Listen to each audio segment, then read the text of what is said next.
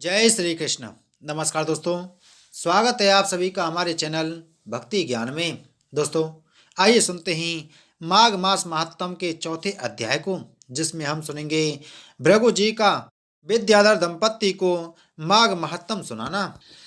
महर्षि वशिष्ठ के यह वचन सुनकर राजा दिलीप कहने लगे, हे भगवान, प्रभूत आश्चर्यों से युक्त जिस गिरिराज हिमालय के आश्रम में सब सिद्ध लोग निवास किया करते हैं, उसके उस मणिकूट नामक शिखर जिस पर भृगु जी ने आश्रय लिया था, कितना लंबा चौड़ा और कितना ऊंचा है।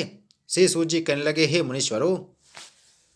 राजा दिलीप के यह वचन सुनकर महर्षि वशिष्ठ जी कहने लगे, हे राजन, वह पर्वत 36 योजन ऊंचा, मस्तक में 10 योजन चौड़ा और लंबाई के विस्तार से मूल में 16 योजन है, और हरि चंदन मंदार आम देवदारू सरस और अर्जुन के वृक्षों से सुशोभित तथा लूंग जायफल और निकुंजों तथा लता ग्रहों से वेष्टित रहता है। उस पर सदैव फल फूल और कंदमूल प्राप्त होते हैं।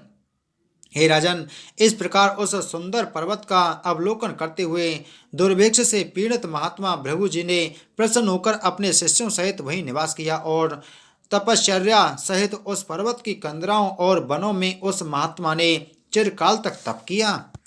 इतनी कथा सुनाकर महर्षि वशिष्ठ जी कहने लगे, हे राजन, जब भृगु जी महाराज चेलों सहित पर्वत पर स्थित हो गए तो उनके पास एक विद्याधर दंपत्ति का जोड़ा पर्वत से उतरकर उनके समीप आया और उस समय हाथ जोड़कर ऋषि को प्रणाम किया। उस समय वह बहुत ही दुखी दिखाई दे रहे थे। हे राजन, जब विद्याधर अपनी पत्नी के साथ ऋषि को प्रणाम कर उनके बताए हुए आसन पर बैठ गया तो उनका चेहरा दुख से प्लावित देखकर कोमल चित्त वाले भृगु जी अपने कोमल वचनों से संबोधित करते हुए बोले, हे विद्याधर, तुम पत्नी सहित क्यों दुखी हो? प्रीति पूर्वक बताने का कष्ट करो। महर्षि भृगु जी के यह वचन सुनकर विद्याधर विनय पूर्वक कहने लगा, हे परम तपस्वी, यद्यपि मैंने पुण्य कर्मों के प्रताप से देव योनि पाई है, परंतु यह मुझे ज्ञात नहीं है कि किस पाप कर्म के प्रभाव से मेरा मुख व्याघ्र के समान कुरूप हो गया है। हे भगवान, जिस समय मैं आपके सामने बैठी हुई परम सुंदरी संगीत तथा गान विद्या में निपुण मेरी इस पत्नी को देखकर मैं अपने कुरूप मुख का अवलोकन करता हूँ, उस समय मेरा दिल आत्मघात करने को हो जाता है, परंतु मैं धर्म का विचार करते हुए ऐसा नहीं कर पाता और रात दिन संताप की भट्टी में जलता हुआ सदैव ऊंची सांसें निकाला करता हूँ। अतः जिस दुष्कर्म के द्वारा मैं कुरूप हुआ हूँ, उसका वर्णन करते हुए कोई ऐसा उपाय बताने की कृपा कीजिए जिससे मैं चिंता के अथाह सागर से निकलकर सुंदरता को प्राप्त करता हुआ अपनी पत्नी के सहित अपनी शेष आयु आनंद के साथ बिता सकूं। इतनी कथा सुनाकर महर्षि भृगु जी बोले, हे श्रेष्ठ विद्याधर, कर्मों के विचित्र फल को पाकर केवल अज्ञानियों को मोह की प्राप्ति नहीं होती। अब मैं आपके सामने कुरूप होने का कारण बताता हूँ, सावधानी से सुनो। हे विद्याधर, कई बार मनुष्य विधि की ओर ध्यान न देकर अज्ञानता से ऐसे कर्म कर डालते हैं कि वह पुण्य कर्म करते हुए विधि विधान से न किए जाने पर बड़ा दारुण फल प्रदान कर दिया करते हैं। इसलिए थोड़ी सी असावधानी या भूल रह जाने पर पुण्य कर्म अपना पूर्ण फल नहीं दे पाते।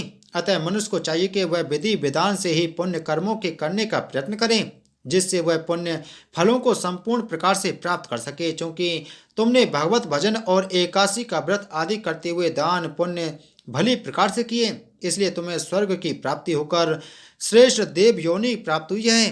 परंतु तुमने माघ की एकादशी का व्रत कर द्वादशी और रविवार आदि त्याज तिथि बारों को न केवल तेल मर्दन ही किया, अपितु शरीर में तेल की मालिश करने के बाद स्नान भी नहीं किया, इसलिए उस जन्म में भी कुरूप हुए और अब भी उसी फल के प्रभाव से कुरूप हुए हो।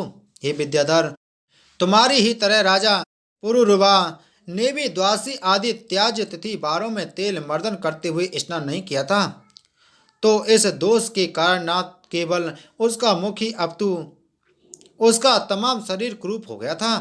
तत्पश्चात राजा ने अपना शरीर बहुत ही कुरूप होते हुए देखा तो उसके चित्त को बड़ा भारी खेद हुआ और अंत में वह लज्जित होकर उग्र तप करने के लिए गिरिराज के निकट सरोवर तट पर चला गया और वहां जाकर स्नान किया, फिर तमाम वस्त्रों को धोकर निर्मल किया। इसके बाद कुशासन पर विराजमान होकर भगवान विष्णु के चरण कमलों के ध्यान में मग्न हो गया। हे विद्याधर, इस तरह जब राजा को निराहार रहते हुए 3 महीने व्यतीत हो चुके तो भगवान विष्णु अपने भक्त की भक्ति से प्रभावित होकर राजा को दर्शन देते हुए कहने लगे, हे राजन, तुमने न केवल अब ही मेरा ध्यान किया है परंतु लगातार 7 जन्मों से तुम मेरा ध्यान करते हुए आ रहे हो, इसलिए मैं तुम पर बहुत प्रसन्न हूँ। इच्छा हो सो वरदान मांगो। हे राजन, भगवान के यह वचन सुनकर नेत्रों को खोलते हुए जो ही राजा पुरुरवा ने चतुर्भुजी विष्णु भगवान को सम्मुख खड़े हुए देखा तो साष्टांग दंडवत कर नाना प्रकार से प्रार्थना करके कहा, मैं आपके दर्शन करके सब मनोरथों को पा गया हूँ। मैं केवल आपसे यही वरदान मांगता हूँ कि आपकी अनुपम भक्ति सदा मुझ में बनी रहे। राजा के यह प्रीति भरे वचन सुनकर भगवान पुलकित हो गए। इसके बाद जो ही उन्होंने अपने शंख के जल द्वारा राजा के शरीर पर छींटे मारे तो राजा का शरीर कंचन के समान दिव्य रूप को प्राप्त हो गया और उसकी सुंदरता देखकर अप्सराएं भी उसकी चाह करने लग गईं। हे विद्याधर, इस प्रकार राजा को शिक्षा देकर भगवान अंतर्ध्यान हो गए और राजा पुरुरवा दिव्य शरीर पाकर और भगवान की शिक्षा को मन में रखकर आनंद में मग्न होता हुआ अपनी नगरी को चला गया। वहां जाकर भगवान की पूजा में तत्पर रहता हुआ निष्कंटक राज्य करने लगा। महर्षि वशिष्ठ कहने लगे, हे राजन, भृगु जी के यह वचन सुनकर विद्याधर ने प्रार्थना करते हुए कहा, हे भगवान, आप मुझे माघ स्नान की विधि बतलाने की कृपा करते हुए उसके मातम को सुनाने की कृपा करें, जिससे मैं विधि द्वारा स्नान करता हुआ पुण्य फलों को पा सकूं। भृगु जी बोले, हे विद्याधर, तुम्हारे भाग्य से आज के 5वें दिन ही माघ स्नान शुरू होने वाला है, अतः श्रद्धा भक्ति से युक्त होकर माघ स्नान करो। इसकी विधि है कि स्नानार्थी को पौष शुक्ला एकादशी से 1 माघ स्नान आरंभ करना चाहिए। इसके बाद माघ स्नान करने वाला काम, क्रोध, मद, लोभ, मोह, ईर्षा, असत्य भाषण, हिंसा, चुगली, चोरी, जारी आदि सब प्रकार के अवगुणों को अपने चित्त से निकालकर मन सहित इंद्रियों को वश में करता हुआ 1 मास पर्यंत भूमि पर शयन करे और निराहार व फलाहार करके तीनों काल स्नान करे और विष्णु भगवान का पूजन करता हुआ कथा सुने। महर्षि वशिष्ठ जी कहने लगे, हे राजन, भृगु जी के यह वचन सुनकर विद्याधर पूछने लगे, हे भगवान, जिस आदमी में 1 महीने तक निराहार रहने की शक्ति नहीं, उसके लिए फलाहार भी दुर्लभ हो, तब वह स्नान का फल कैसे पा सकेगा? एवं जो तीर्थों में जाने की श्रद्धा न रखता हो या दुर्बल होने के कारण नगर से बाहर किसी तालाब में स्नान करने की हिम्मत न रखता हो, वह माघ स्नान करना चाहे तो कैसे कर सकता है? आप बताने की कृपा करें। विद्याधर के वचन सुनकर आनंद सागर की अनगिनत लहरों में गोता लगाते हुए भृगु जी बोले, हे विद्याधर, तुमने लोगों के हित और कामनाओं को लेकर बहुत ही उत्तम सवाल किया है। अब मैं उन सज्जनों के लिए माघ स्नान की विधि का वर्णन करता हूँ जो दुर्बलता, गरीबी व अन्य किसी कारणवश ना तो निराहार व फलाहार रहकर व्रत कर सकते हैं और न किसी तीर्थ पर जाने की श्रद्धा रखते हुए शीतल जल से स्नान करने में असमर्थ हैं।